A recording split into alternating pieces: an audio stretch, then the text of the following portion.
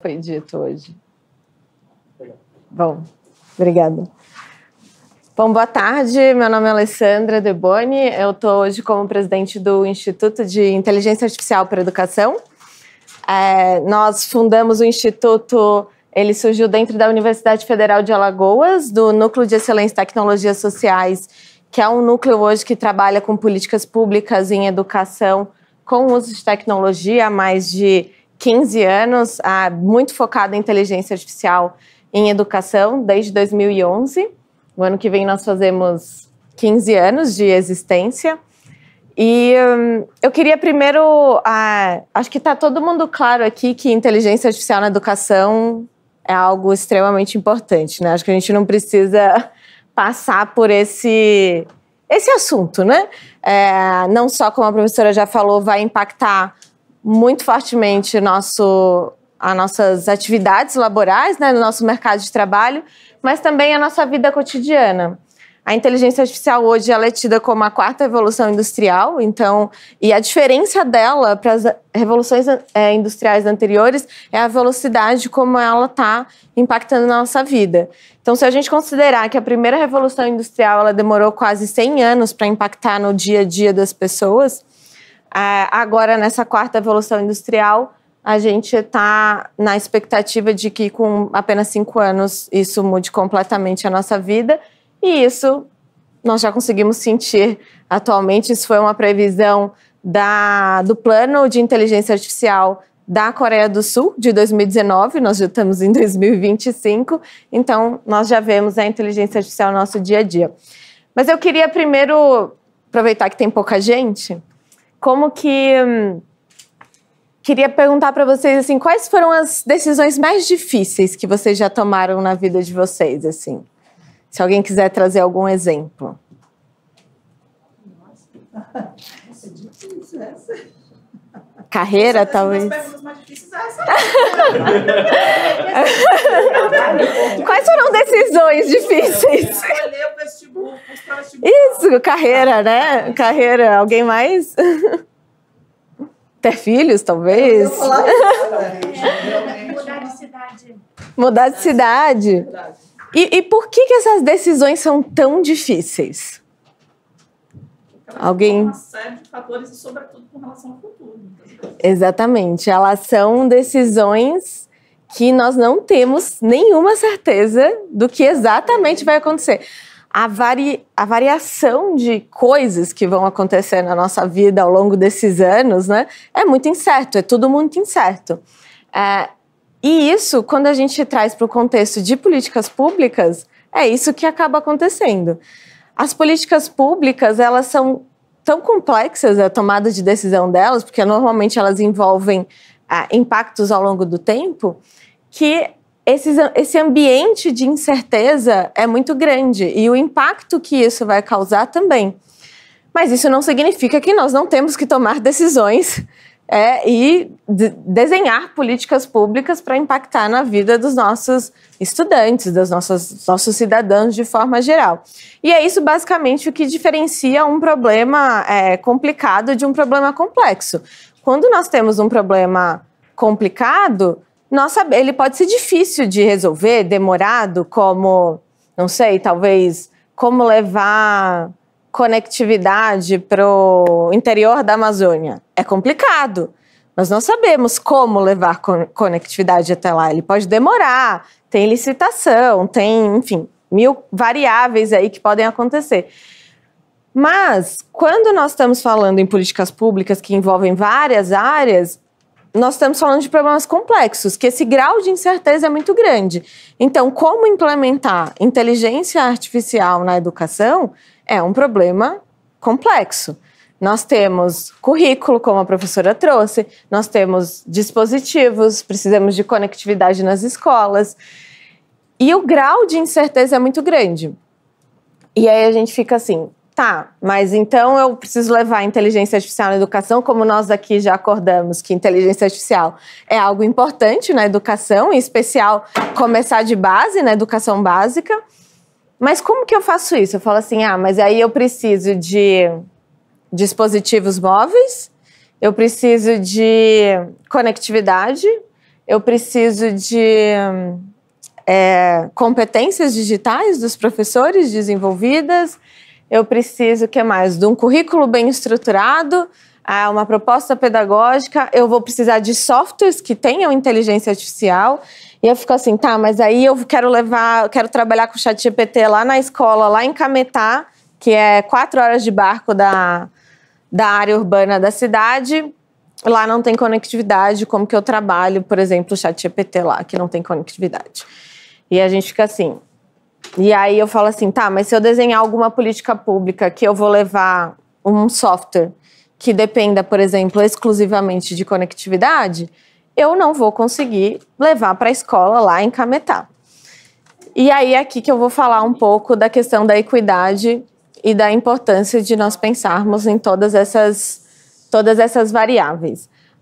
E aí o gestor público fica assim, tá, então eu preciso levar inteligência artificial, porque senão eu estou excluindo pessoas de aprenderem sobre e com inteligência artificial, que já comprovadamente pode impactar positivamente no aprendizado, e também o uso ético da inteligência artificial, como que isso impacta nas nossas vidas e no nosso dia a dia, a importância disso como cidadão.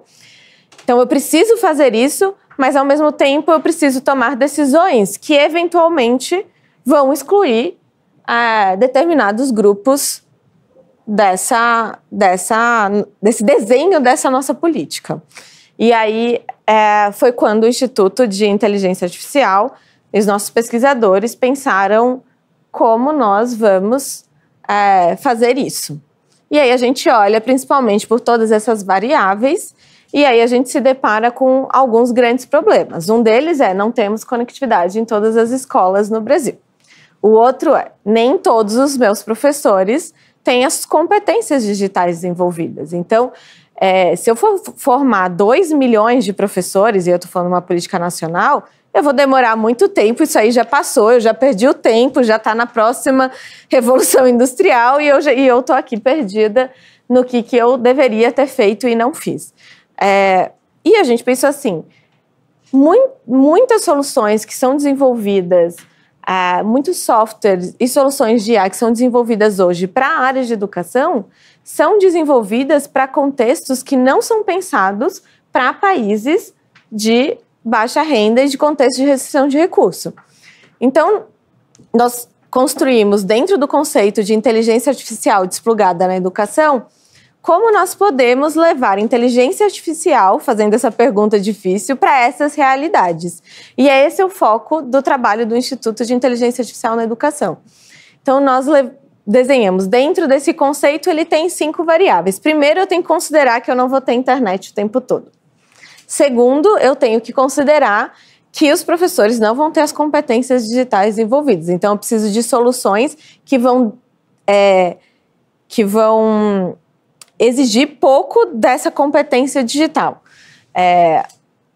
Terceiro, eu tenho que considerar que eu não tenho dispositivo nessa escola, que eu vou ter um computador, às vezes, para a escola toda, um celular para a escola toda, um celular por sala de aula, um computador por sala de aula. Então, eu tenho que considerar que vários usuários, eventualmente, vão utilizar o mesmo equipamento. E quarto, como que eu vou trabalhar os conceitos de inteligência artificial dentro desse currículo, levando em consideração que eu preciso levar isso para a sala de aula. E aí nós estamos há alguns anos desenvolvendo pesquisas voltadas para isso e desenvolvendo soluções tecnológicas para contextos de baixa restrição de recurso. Então, o Instituto de Inteligência Artificial, ele vem as mais recentes soluções que nós desenvolvemos foi focada na área de avaliação do professor. Então, a gente conseguiu desenvolver uma tecnologia voltada para o Brasil. Então, nosso foco é pesquisa e desenvolvimento, voltada para o Brasil, para a realidade do Brasil, que eu consigo reduzir em até 10 vezes o tempo do professor em corrigir uma avaliação, seja ela manuscrita ou em teste, com todas essas variáveis. Então, uma tecnologia que, se eu tiver uma conectividade na minha casa, durante 1 hora na semana, eu consigo corrigir essas avaliações em lote. Eu não preciso de grandes habilidades. Então, é uma aplicação conversacional no celular que o professor consegue, nesse diálogo com a tecnologia, corrigir a sua própria avaliação e ter acesso aos dados. E também eu consigo olhar para isso e usar isso em multiusuários. Então, toda tecnologia ela é pensada para multiusuários. Então, não necessariamente precisa ser o professor fazendo isso. Eu posso ter uma pessoa na escola que vai corrigir as avaliações com um celular e isso agiliza muito o tempo do professor. Então, isso é uma forma de impactarmos na inteligência artificial na educação no país. Mas a gente falou, aqui eu falei um pouco sobre ensinar, né, com inteligência artificial e o quanto que a inteligência artificial, como a professora trouxe, ela é importante para acelerar alguns processos de aprendizado, não só do professor, do estudante, mas também do professor em sala de aula. Mas eu queria tratar aqui um pouco sobre a importância de dados. Como a professora trouxe vários exemplos aqui, quando a gente usa o nosso ChatGPT, nós temos uma carga de informações ali por detrás que são consultadas com o algoritmo e uma base de dados que é consultada e que traz uma resposta para a gente. E aí eu vou falar um pouquinho sobre... não vou entrar em todos os detalhes da questão ética do uso da inteligência artificial, porque eu acho que é um tema que acho que ficaria um mês, né, discutindo sobre isso, mas especificamente sobre a importância dos dados na discussão ética do uso da inteligência artificial.